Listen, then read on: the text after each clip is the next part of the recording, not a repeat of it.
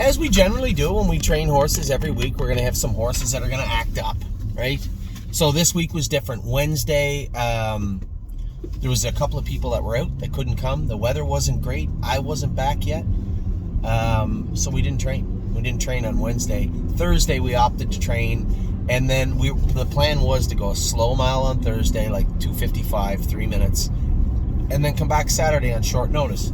Now, the weather looked cold, but it changed quickly. I looked Thursday morning, and I'm happy I did look. I looked Thursday morning, and a Arctic chill is blasting through. We probably won't even be able to get out of the barn tomorrow. Minus 21 before the wind chill, getting close to minus 30. That's just too cold. It's too cold to work. You know what? It's unnecessary. How's that? That's the best way to put it.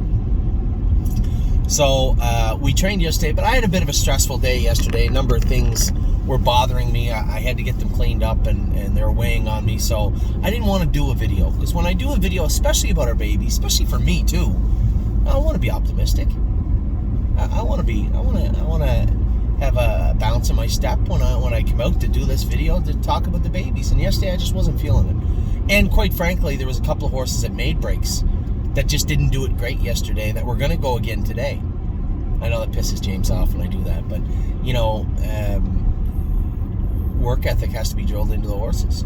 Bad day today, get up and go at it tomorrow. And it's the same with any of the babies. And quite frankly, every single horse I turned to train today, there was 4 of them. All 4 of them trained fantastic. Now, they were by themselves, but that in itself's in its own feat. These are still babies in January. To train a baby the right way of the track by itself and have it act like a racehorse says a lot about that maybe they were paying attention to what they were supposed to be learning. Very, very good today. And we did have a great day overall yesterday. Now, the other reason we weren't that worried about this week, we had a number of castrations. We had a number of horses splints, curbs cryoed. So it is official now. We are going to drone next Saturday. Now, for those of you that don't know, a number of people don't know, I'm going away for a week. Yes, I'm going to take a week off, if that's okay with you. My family, now since the pandemic hit, we haven't been able to, but for the 2 years preceding the pandemic, friends and family had gone away. We went to Cuba, remember? Cuba 2 years ago. Dreadful place, horrible food, nice weather, but just want to go and lose weight, be on vacation. That's the place to go.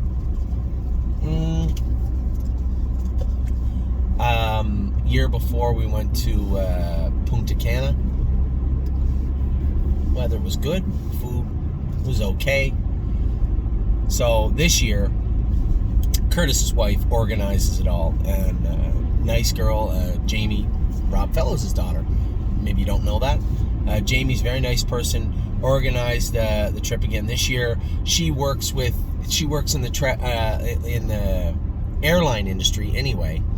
Worked her way right up from a stewardess, a smart girl.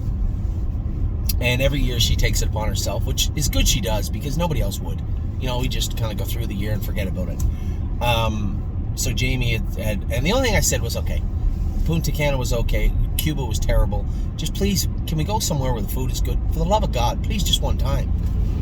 So Jamie found a beautiful place in Mexico. Now, obviously, with the Omicron and all this crap flying around, nobody knows cancellations of flights and staffing issues. Will we get away?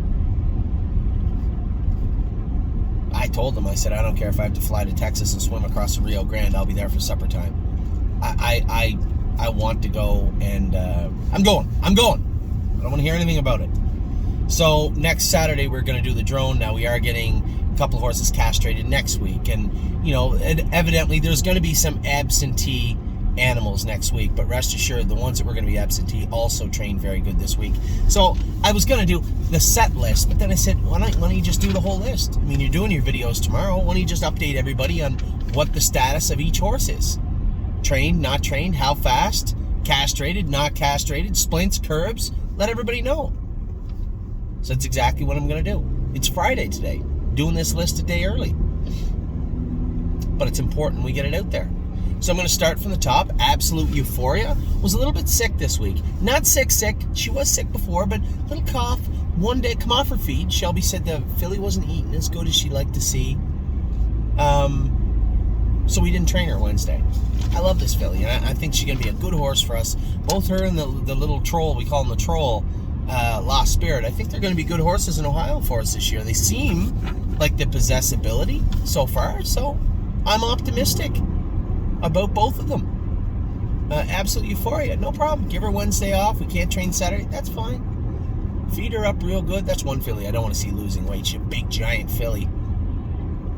And this is an important part of our caretaker's job right now, especially when we start pouring the hot water, the hard work to them. You know, you start really putting the coal to the fire. You know, because a mile and 25, guy just went through a red light. Are you crazy? It's insane.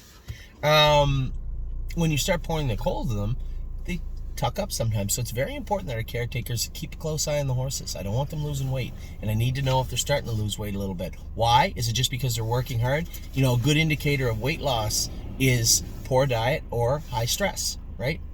Both we want to keep a close eye on. So Absolute Euphoria isn't dropping weight, but I just didn't feel she needed to train this week. She's been in 242 and looked very, very good doing it. I like this filly very much, and I think you guys are going to fall in love with her too as she starts getting closer to the races. Always charming. This guy's got to get castrated. A couple of these horses got a little, got under my skin this week.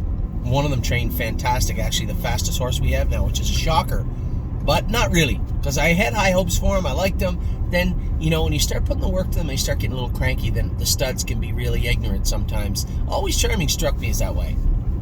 He trained all right the other day, but I think he'd make a much better gelding than Stud. We're going to rectify that this week. So he'll likely be missing from next Saturday's drone session simply because he'll be castrated on Tuesday or Wednesday. Anchors Up made a break yesterday. Danny was worried that he might be touching, he might be doing this, he might be doing that. You got to tell everybody sometimes. It's January. They're not going to do it perfect right now, but they can build from flat miles, strong miles. They don't have to look perfect, but they can build from that. You can't rush to changes right away. You need to let them work their way out of those ruts sometimes. And this guy, Danny, said, I love this horse, he's fast, but just making a few breaks. I went in today, added a little more weight to him, added some weight to him, took the boots off him behind, put bandages on him, put a head pole and a Murphy blind on him. I trained him in 239, which at that point was as fast as any horse has gone in the barn. Up until about an hour later. He was very, very good. I was very happy with what I saw. Was he 100% perfect? No, but he was 100% safe. Did his work well. What is this guy doing? What is this, a day of idiots?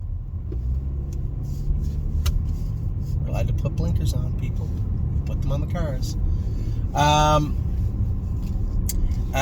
So Anchors Up trained awesome. Now Austral Hanover was castrated. This guy would have been on my list today. He didn't train yesterday, and you're gonna have to chip away, right? He's fell into a rut like a couple of them did, where they made the odd break.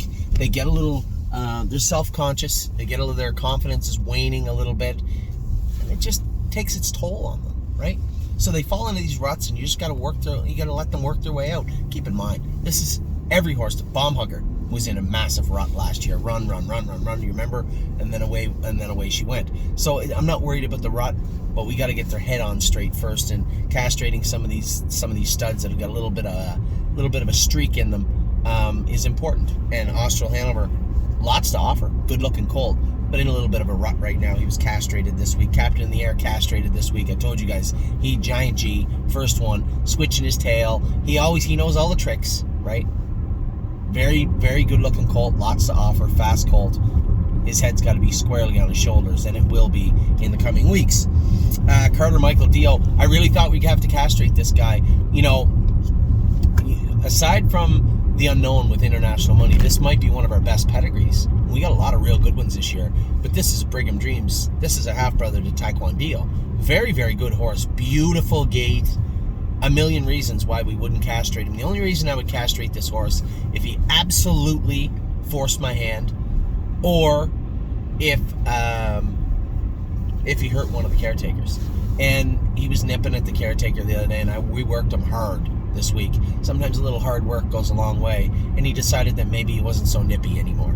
and behaved in a stall, done his work well. Johnny's gone with him the last 2 times. He loves him. Here's a horse that trained over the ice with flip-flops on. He is dialed in and looks very, very good. Nice horse. I expect big things from Carter Michael Dio, and he will not be gelded for quite a while. And as I said, only the 2 circumstances: force my hand or hurt a caretaker. You never want to do either of those, and has not at this point. Cash deals look good again the other day. This is the wheeling and dealing filly that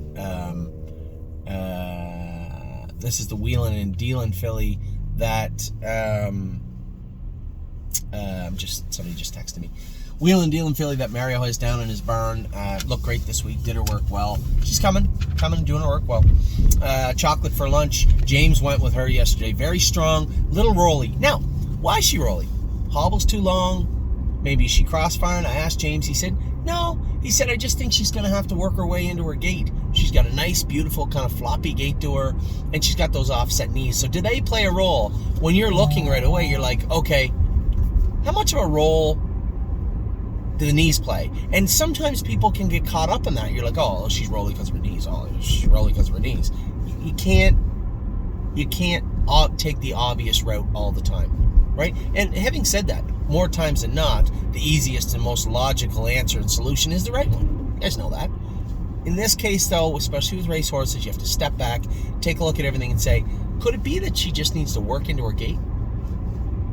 James was happy with her. It's a very nice filly, strong in the face, but a little rolly, and I don't mind that. Keep in mind, if you guys remember, right, this is No Free Lunch's sister. Go look at the videos from when No Free Lunch was a baby. Run, run, run, run, run. He used to make dirty breaks in weird places, and then he got better. And it wasn't until almost qualifying time we put the flip-flops on him one day, and he just sprung forward. Now, he was a Sunshine Beach. That is a Sunshine Beach issue. A lot of those horses, their feet bother them. This filly's a Dally. A lot of things you can look at, but at the end of the day, was she bad? Absolutely not. Is there anything wrong with her physically to look at other than her little bit offset knees? Absolutely not. Pour the work to her. She'll let us know soon enough. I guarantee you that issue will only get worse or get better. So it will manifest itself soon enough if it needs to be tended to. As of now, it does not.